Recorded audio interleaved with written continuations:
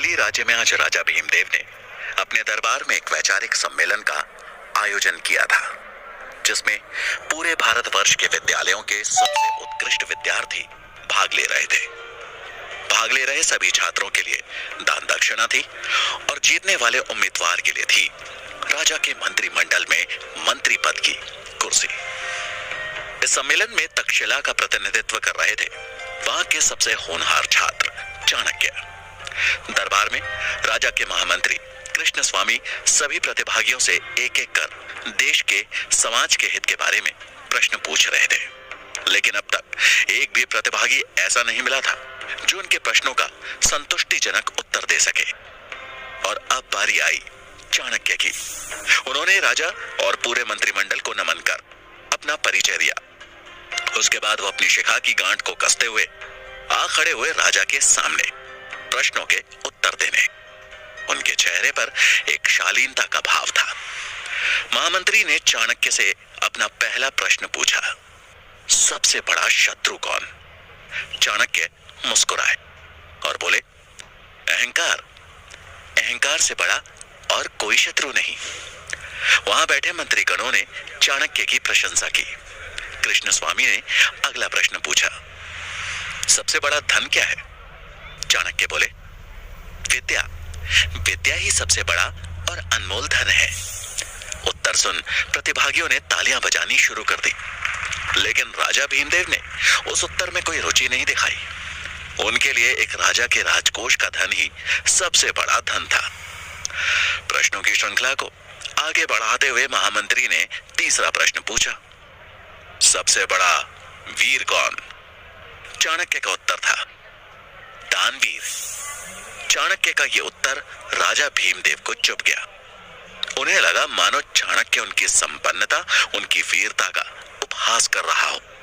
उन्होंने अपने क्रोध को काबू में करने के लिए राज सिंहासन को कस के पकड़ लिया। चाणक्य राजा की भावनाएं भांप गए, लेकिन बगैर किसी चिंता के भाव को उजागर किए खड़े रहे। वहां बैठे प्रतिभागी और मंत्रिमंडल ने जब राजा को देखा तो वो सहम गए। महामंत्री अगला प्रश्न पूछने ही वाले थे कि राजा भीमदेव ने अपने हाथ के इशारे से उन्हें रोक दिया। राजा के चेहरे पर गुस्सा साफ झलक रहा था। उन्होंने भारी आवाज में कहा, इस ब्राह्मण छात्र से अगला प्रश्न हम पूछेंगे। सभा में सन्नाटा छा गया। सब जानते थे कि अब चाणक्य की खैर नहीं, पर चाणक्य शांत मुद्रा में खड़े रहे। तभी राजा ने कठोर स्वर में पूछा, शास्त्र बड़े या राजा? चाणक्य ने विनम्रता के साथ कहा, महाराज की जय हो। शास्त्र ही साम्राज्य की नींव रखते हैं और साम्राज्य राजा की, इसलिए सबसे पहले शास्त्र।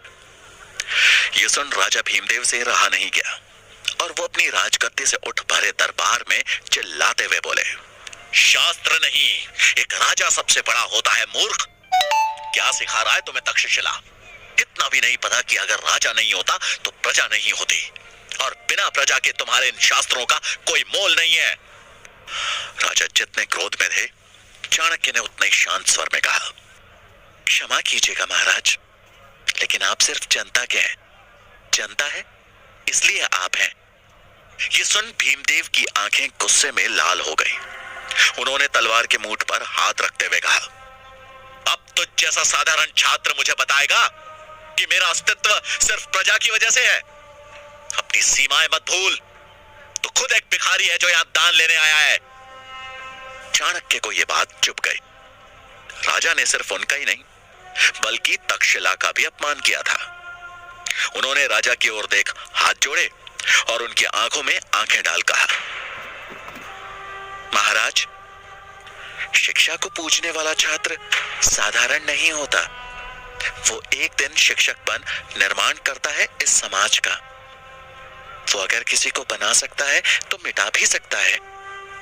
और रही बात दान की, तो मैं तक्षशिला से यहां दान लेने नहीं आया था महाराज। मुझे लगा यहां ज्ञान की पूजा होती है, पर मैं गलत था। जहां शास्त्रों का मान नहीं किया जाता वहां मैं एक क्षण नहीं रुकना चाहता। ऐसा कहते हुए उन्होंने राजा को प्रणाम किया और दरबार से बाहर जाने लगे। उन्हें जाता देख राजा ने अपनी तलवार खींच ली और कहा, तुझे जाने की आज्ञा किसने दी? चाणक्य के कदम वहीं रुक गए और उन्होंने पलटकर अपना शीश झुकाते हुए कहा, क्षमा महाराज, अगर मैंने आपके सम्मान को ठेस पहुंचाई हो। ये एक सम्मेलन है और मैंने बस अपने विचार व्यक्त किए। पूरे दरबार में फिर सन्नाटा छा गया। सबके चेहरे पर हवाइयां उड़ रही थी। राजा भीमदेव का क्रोध 7वें आसमान पर था। वो तलवार उठा जैसे ही चाणक्य की ओर बढ़े तो महामंत्री कृष्ण स्वामी हाथ जोड़ उन्हें रोकते हुए बोले, महाराज क्षमा कर दीजिए इस नादान बालक को। इसे ये पता नहीं है कि ये कहां खड़ा है और क्या कह रहा है। आप दयावान हैं, ब्राह्मणों का आदर करना जानते हैं। आप क्यों एक ब्रह्म हत्या का पाप अपने सर पर ले रहे हैं? इसे क्षमा दान दीजिए महाराज। चाणक्य ने भी राजा और वहां उपस्थित सभी लोगों को नमन किया और राज दरबार छोड़ जाने लगे। उन्होंने जैसे ही मुख्य द्वार की ओर अपने कदम बढ़ाए, महामंत्री ने पीछे से व्यंग करते हुए कहा, एक बात और गांठ बांध लो, अगर यही आचरण रहा तो जिस शिखा का दंभ भर रहे हो, एक दिन ना तो वो रहेगी और ना ही उस शिखा को धारण करने वाला शीश। चाणक्य ने इस अपमान का घूंट स्वाभिमान के साथ पिया और लौट आए तक्षशिला। इस बात को कुछ साल बीत गए। भीमदेव के दरबार से निकाला गया तक्षशिला का यह छात्र आज उसी शिक्षा के मंदिर में आचार्य चाणक्य के नाम से प्रसिद्ध था। आज चाणक्य अपने शिष्यों को राजनीति के बारे में पढ़ा रहे थे कि तभी एक विद्यार्थी ने साहस जुटाते हुए उनसे पूछा, आचार्य, आपको उस दिन राजा भीमदेव से डर नहीं लगा? उनके हाथ में तलवार, दरबार में सैनिक थे, लेकिन आप तो निहत्थे थे। चाणक्य मुस्कुराए और बोले, निहत्था कहां था ना मेरे पास मेरा सबसे बड़ा शस्त्र। ये सुन वहां बैठे शिष्य एक दूसरे का मुंह ताकने लगे। चाणक्य ने उनकी विडंबना भांप ली। बोले, बुद्धि, यही मेरा शस्त्र था और है। एक बुद्धिमान व्यक्ति अपनी बुद्धि, चातुर्य और विवेक से किसी भी युद्ध में विजयी हो सकता है, फिर चाहे परिस्थिति कितनी भी बुरी क्यों ना हो। ये सुन छात्रों को यकीन हो गया कि उनके आचार्य कोई साधारण आचार्य नहीं है। चाणक्य अगला पाठ शुरू करते कि तभी उन्हें तुरंत पुस्तकालय में पहुंचने का संदेश मिला। पुस्तकालय पहुंच चाणक्य को वहां आए एक संदेश वाहक से पता चला कि गांधार के राजा आंबी ने बिना लड़े ही मैसेडोनिया के सम्राट सिकंदर के सामने आत्मसमर्पण कर दिया है और अब सिकंदर की नजर संपूर्ण भारत पर है।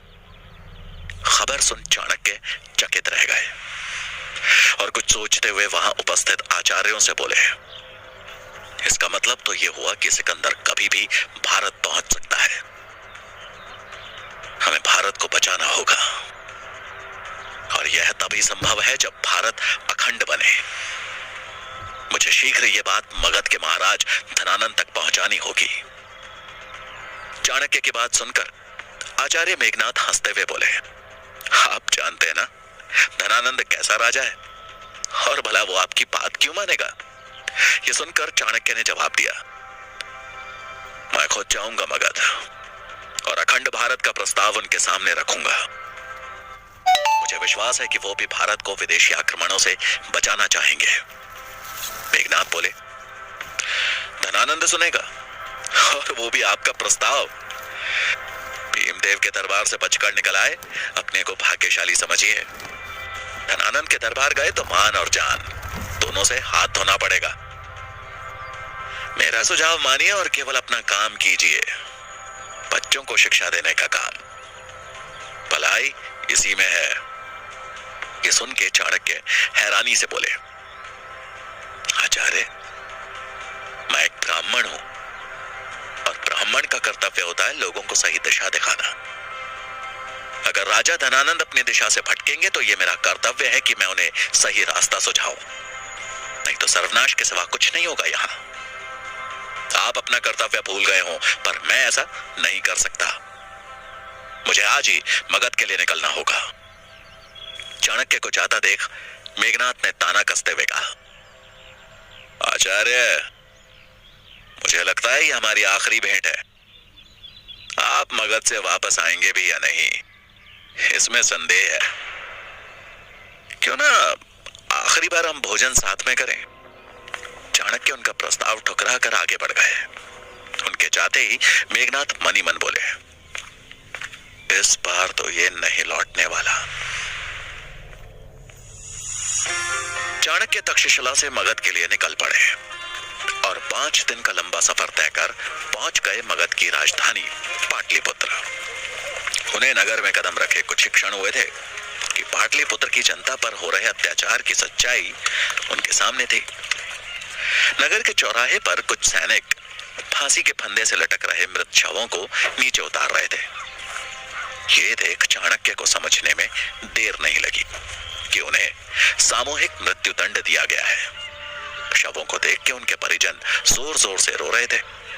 तभी एक महिला की आवाज उनके कानों पर पड़ी, जो अपने बेटे के मृत शरीर से लिपट वहां खड़े सैनिक से रोते रोते बोली, और कितने दिन हमें ऐसे ही अपनों को खोना पड़ेगा, और कितनों को मारोगे तुम लोग? अगर कर नहीं दिया तो क्या पूरी प्रजा को मार दोगे? कहां से लाए हम इतना धन? उस औरत की बात सुन उस सैनिक ने गुस्से में उसे धक्का मारते हुए कहा, बुढ़िया, अगर ज्यादा आवाज करेगी तो तुझे भी लटका दूंगा इसी फंदे पे। चल चुपचाप निकल जाए यहां से। ऐसा कहकर उस सैनिक ने उसके बेटे के शव को उठाकर बैलगाड़ी में लाद दिया और वहां से निकल पड़ा। चाणक्य से ये देखा नहीं गया। वो दौड़ते हुए उस औरत के पास पहुंचे और उसे सहारा देते हुए बोले, माँ जी संभल कर। ऐसा कहकर उन्होंने उस रोती हुई बूढ़ी महिला को एक पेड़ के नीचे बिठाया और बोले, माँ, मैं आपका दुख तो कम नहीं कर सकता और ना ही मैं आपका पुत्र आपको लौटा सकता हूं, लेकिन इतना अवश्य कह सकता हूं कि शीघ्र ही इन परेशानियों का हल खोज लूंगा। मैं राजा धनानंद के दरबार जा रहा हूं और वचन देता हूं कि प्रजा के दुख से उन्हें अवगत कराऊंगा। ये राज्य ऐसे नहीं चल सकता। उन्हें इस समस्या का समाधान करना ही होगा।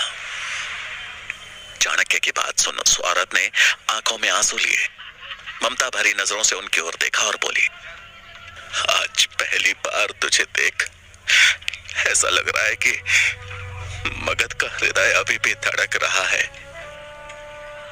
तूने इतना ही कह दिया, मेरे लिए बहुत है पुत्र, लेकिन वचन मत दे, तेरे अंदर करुणा होगी, लेकिन जिसके पास तू जा रहा है उसका लहू पानी बन चुका है। अनुभव से कह रही हूं ये बात। मेरे पास देने के लिए कुछ है तो बस आशीर्वाद है। चाणक्य ने उनके पांव छुए और कहा, मुझे आपसे बस यही चाहिए था मां, आशीर्वाद दें। उस औरत ने उनके सिर पर हाथ फेरा और चाणक्य दृढ़ संकल्प लिए चल दिए राजमहल की ओर। चाणक्य जब महल पहुंचे तो द्वार पे खड़े द्वारपाल ने उन्हें रोककर पूछा, आप कौन हैं? चाणक्य ने उस द्वारपाल की ओर देखते हुए कहा, मैं तक्षशिला का आचार्य चाणक्य हूं। एक अति आवश्यक कार्य के लिए मेरा राजा धनानंद से मिलना जरूरी है। ये सुन द्वारपाल ने उनसे बड़ी विनम्रता से कहा, अभी महाराज व्यस्त हैं, आप यहीं प्रतीक्षा करिए, मैं महाराज को संदेश भिजवाता हूं। ये सुन चाणक्य वहीं पास में एक स्थान देखकर बैठ गए और राजा के संदेश मिलने की प्रतीक्षा करने लगे। उन्हें प्रतीक्षा करते करते शाम हो गई। वो जब भी द्वारपाल से राजा के बारे में पूछते तो उसका एक ही जवाब होता कि अभी राजा व्यस्त है। चाणक्य को समझ में आ गया कि अब सीधे हाथ से घी नहीं निकलने वाला, उंगली टेढ़ी करनी ही पड़ेगी। थोड़ी देर बाद उनकी नजर कुछ रसोइयों पर पड़ी जो कि महल के पीछे वाले रास्ते से अंदर जा रहे थे। चाणक्य को उनका मौका मिल गया था। उन्होंने अपना भेष बदला और उन रसोइयों की टोली में शामिल हो महल के अंदर प्रवेश कर गए। लेकिन राज दरबार तक पहुंचना अभी भी आसान नहीं दिख रहा था। क्योंकि अंदर एक द्वार पे खड़े कुछ सैनिकों ने सबसे आगे चल रहे रसोइयों को रोककर पूछा, कितने लोग हैं आज? उसने जवाब दिया, आज भी 10 लोग हैं। ये सुने एक सैनिक ने गिनती शुरू कर दी कि तभी चाणक्य का दिमाग तेजी से चलना शुरू हुआ। उन्हें जल्दी उपाय ढूंढना था, नहीं तो वो पकड़े जाते। जिस तीव्रता से उनका दिमाग चल रहा था, उसी तेजी से उनकी नजरें भी घूम रही थी। इधर सैनिक की गिनती 6 तक पहुंच चुकी थी। तभी चाणक्य की नजर सामने रखे फूलदान पर पड़ी और उन्होंने चालाकी से उस फूलदान को गिरा दिया। ये देख कतार में खड़े रसोइये उस फूलदान को उठाने के लिए एक साथ झुंड में हो गए। सैनिक की गिनती बीच में रुक गई और इसी मौके का फायदा उठा चाणक्य ने वहां से अपना रास्ता बदल लिया और निकल गए राज दरबार की खोज में। वो एक जगह रुक वापस अपने भेष में आए और कुछ ही देर में वो राज दरबार के अंदर थे। लेकिन ये क्या, राज दरबार में कोई राजसभा नहीं, बल्कि बाहर से आई सुंदरियों का नृत्य चल रहा था। धनानंद नशे में चूर सुंदरियों के नृत्य का आनंद ले रहा था। अचानक उसकी नजर मैली धोती पहने ब्राह्मण पर पड़ी और वो गुस्से में बोला, कौन हो तुम? अंदर कैसे आए? नृत्य वहीं रुक गया। चाणक्य ने अपने हाथ जोड़ बड़े ही शांत भाव से कहा, प्रणाम महाराज, मैं तक्षशिला का आचार्य चाणक्य हूं। धनानंद को चाणक्य का यूं आना अच्छा नहीं लगा, लेकिन उसने अपना गुस्सा शांत करते हुए थोड़ा नरम भाव से कहा, प्रणाम आचार्य, पर ऐसी क्या वजह थी जो आप बिना बताए अंदर आ गए? चाणक्य बोले, मैंने द्वारपाल को संदेश दिया था, लेकिन तभी उनकी बात को काटते हुए धनानंद ने कहा, तो अगर द्वारपाल ना बोलेगा तो आप ऐसे बिना बताए चोरों की तरह चले आएंगे अंदर? कहां गई आपकी शिक्षा? चाणक्य गंभीर भाव से बोले, इस अपराध के लिए क्षमा महाराज, लेकिन मेरा आपसे मिलना अत्यंत आवश्यक था। धनानंद ने अपने आसन पर ही बैठते हुए कहा, ऐसी भी क्या बात करनी है आपको जो आप थोड़ी प्रतीक्षा भी नहीं कर सके? हम भी तो जरूरी काम कर रहे हैं। आपका भाग्य अच्छा है कि हम ब्राह्मणों को नहीं मारते, वरना अब तक ये शीश धरती पर होता। ये कहते हुए राजा धनानंद ने एक गहरी सांस ली और कहा, अब जब आपने इतना साहस दिखाई दिया है तो बताइए, क्या बात करनी है आपको? चाणक्य चिंतित भाव से बोले, गांधार के राजा आंबी ने मैसेडोनिया के सम्राट सिकंदर के सामने आत्मसमर्पण कर दिया है। अब सिकंदर कभी भी भारत पहुंच सकता है। उसको रोकने के लिए हमें अखंड भारत का निर्माण करना होगा और मैं इसी विषय पर चर्चा करने आया हूं महाराज। तभी धनानंद ने चाणक्य को अपने पास आने का इशारा करते हुए कहा, आपको चर्चा करनी है ना, तो यहां पास में आकर कीजिए चर्चा। चाणक्य असमंजस में थे, लेकिन राजा की आज्ञा का पालन कर पहुंच गए उनके पास। चाणक्य के पास आते ही धनानंद ने कहा, अपने घुटनों पे बैठ जाइए। चाणक्य ने इस अपमान को सह लिया, क्योंकि उस समय उनके मन में सिर्फ और सिर्फ प्रजा और देश की चिंता थी। वो अपना स्वाभिमान त्याग वहीं घुटनों के बल बैठ गए। वो बैठे ही थे कि धनानंद ने उनकी तरफ गुस्से से देखा और कहा, ये है तेरी औकात? अब तू मुझे सिखाएगा कि राज्य कैसे चलाना है, कैसे सुरक्षा करनी है? अब तू बताएगा मुझे कि अपने राज्य का विस्तार कैसे करना है? तो कौड़ी का शिक्षक है तू, चुपचाप अपना काम कर। युद्ध के बारे में सोचना और लड़ने का काम हमारा है, समझा? ये सुनते ही चाणक्य बोले, क्षमा महाराज, मेरी शिक्षा ने मुझे यही सीख दी थी कि ये राज्य जितना आपका है उतना ही हम सबका। मैं तो अपना कर्तव्य समझ आपसे मदद मांगने आया था। केवल आप ही हैं जो सिकंदर को रोकने का सामर्थ्य रखते हैं। धनानंद गुस्से में खड़ा होकर गरजा, हमें अपने सामर्थ्य का ज्ञान है और जब सिकंदर मगध पर आक्रमण की सोचेगा तो हम उससे निपट लेंगे। सीमा सुरक्षा राजा का नहीं, सैनिक का कार्य है। अब इससे पहले कि हम भूल जाएं कि तुम एक ब्राह्मण हो, जिस गति से आए थे उसी गति से बाहर निकल जाओ। चाणक्य यह अपमान सह नहीं पाए। और धनानंद की आंखों में आंखें डालकर बोले, निकल जाऊंगा महाराज, परंतु अगर आप अपना कर्तव्य निभा रहे होते तो एक ब्राह्मण को तक्षशिला से चलकर यहां आना ही नहीं पड़ता। राजा का कर्तव्य दुर्बलों की रक्षा करना है, न कि उन पर अत्याचार करना। और मगध की दशा देख मुझे इतना आभास तो हो गया है कि हम शीघ्र ही संपूर्ण भारत सिकंदर को भेंट स्वरूप दे बैठेंगे। ये सुनते ही धनानंद का पारा आसमान चढ़ गया और उसने चाणक्य को जोर से लात मार के नीचे गिरा दिया और सैनिकों को आवाज लगाते हुए कहा, ब्राह्मणों का मान सम्मान इस चोटी में होता है ना, इस दरिद्र ब्राह्मण को इसकी चोटी से खींचते हुए बाहर ले जाओ। सैनिकों ने तुरंत आज्ञा का पालन किया और चाणक्य को चोटी से खींचते हुए द्वार की तरफ ले जाने लगे। द्वार तक पहुंचने से पहले ही चाणक्य ने उन सबको एक जोर का धक्का दिया, जिससे वो सैनिक लड़खड़ाकर गिर गए। अब चाणक्य ने अपनी शिखा खोलनी शुरू की और गुस्से में उबलते हुए धनानंद की तरफ बढ़ते हुए गर्जना की, धनानंद, मुझसे भूल हो गई कि मैं तुझ जैसे पापी से ये उम्मीद लगा बैठा कि तू बचाएगा इस देश को। एक शिक्षक का, एक ब्राह्मण की शिखा का अपमान किया है तूने, तो इस शिखा की सौगंध मैं जनक पुत्र चाणक्य, तक्षशिला का आचार्य, आज ये प्रण लेता हूं कि जब तक तेरा और तेरे इस नंद वंश का सर्वनाश कर मगध की राजगद्दी पे एक योग्य राजा ना बिठा दूं, मैं ये शिखा नहीं बांधूंगा। ये बोल चाणक्य वहां से तेजी से निकल गए। धनानंद उनकी बात सुन गुस्से से लाल हो गया और उसने अपने सैनिकों को आदेश दिया, अगर ये ब्राह्मण फिर से इस राज्य के आसपास भी दिखा तो इसका सर कलम करके बीच बाजार में लटका देना। धनानंद से मिले अपमान के बाद चाणक्य ने उसे दिन मगध छोड़ दिया और अब उनके जीवन का लक्ष्य था एक अच्छे राजा का चुनाव करना, जो दयालु हो, पराक्रमी हो, जो प्रजा के हित के बारे में सोचे और एक अखंड भारत का निर्माण करे। तक्षशिला की तरफ बढ़ते हुए जब वो जंगल से होकर जाने वाले मार्ग पर चल रहे थे तो उनकी नजर उसी मार्ग पर आगे चल रहे एक 14 साल के बच्चे पर गई। वो बच्चा अकेला था। वो दिखने में पतला था लेकिन उसका शरीर फुर्तीला था। उस बच्चे ने एक मैली सी धोती पहनी थी।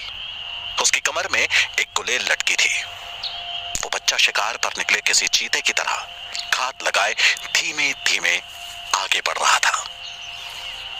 उसे देख चाणक्य को उत्सुकता हुई और उन्होंने मनी मन कहा, ये बच्चा सुनसान जंगल में क्या कर रहा है? अब चाणक्य भी धीमे पांव उस बच्चे के पीछे पीछे चलने लगे। तभी उन्होंने देखा कि वो लड़का 2 लोगों का पीछा कर रहा है। कुछ दूर पीछे चलने के बाद चाणक्य ने देखा कि वो बालक जिन 2 लोगों का पीछा कर रहा है वो भी एक अकेले चल रहे यात्री का पीछा कर रहे हैं। ये देख चाणक्य को समझने में देर नहीं लगी कि वो दोनों लोग लुटेरे थे और अपने आगे चल रहे यात्री को लूटने की मंशा से उसका पीछा कर रहे थे। लेकिन तभी वो बच्चा हवा के झोंके की तरह गायब हो गया। ये देख चाणक्य अचंभित हुए और इससे पहले कि वो कुछ समझ पाते उन लुटेरों ने अपनी कमर से कटार निकालते हुए उस आदमी पे हमला कर दिया। चाणक्य उन लुटेरों को रोकने के लिए आगे बढ़े थे कि तभी उन लुटेरों पे किसी ने गुलेल से हमला किया और वो तुरंत ही जमीन पे गिरकर मूर्छित हो गए। हैरान हो चाणक्य ने जब नजर दौड़ाई तो सामने पेड़ पे बैठा वो बालक दिखा। उसके हाथ में गुलेल दिखी। छलांग मारकर वो बालक पेड़ से नीचे उतरा और उस यात्री के पास पहुंचकर बोला, आप ठीक तो हैं? आपको चोट तो नहीं आई? वो आदमी अपने सामने खड़े इतने छोटे बच्चे की बहादुरी देख अचंभित था। उसने उस बच्चे का धन्यवाद करते हुए कहा, तुमने मुझे सही समय पर इनसे बचा लिया, नहीं तो आज मेरी जान ही चली जाती। उसकी बात सुन वो बच्चा बोला, अरे नहीं, वो आपको जान से नहीं मारते, वो तो बस लूटपाट करके चले जाते। लेकिन अब आप सुरक्षित हैं, आप जा सकते हैं। उस यात्री ने अपना सामान समेटा और आगे बढ़ गया। चाणक्य वहीं खड़े हो सब देख और सुन रहे थे और फिर उनकी नजर उन लुटेरों पे गई जो अभी भी जमीन पर मूर्छित पड़े थे। बच्चे की नजर जब चाणक्य से मिली तो उसने उनके चेहरे के भाव को पढ़ते हुए तुरंत कहा, चिंता मत कीजिए, इन्हें कुछ नहीं हुआ है, थोड़े समय बाद ये उठ जाएंगे, पर तब तक वो यात्री दूर पहुंच चुका होगा। ये बोलकर वो बच्चा जाने लगा तो चाणक्य ने उससे पूछा, तुम्हें कैसे पता कि इन्हें कुछ नहीं हुआ? बच्चा बोला, क्योंकि मैंने उन्हें ऐसी जगह मारा है जिससे वो सिर्फ मूर्छित हुए हैं, उनको कहीं चोट नहीं लगी है। उसने फिर उन लुटेरों की तरफ देखते हुए कहा, ये लोग भी विवश हैं, पर इसका मतलब ये तो नहीं कि चोरी करें। मेरे लिए वो यात्री और ये दोनों समान हैं।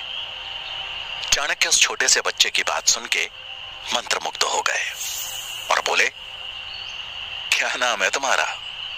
बच्चे ने उत्तर दिया, चंद्रगुप्त। चाणक्य ने बच्चे के सिर पे हाथ रखा और मन ही मन बोले,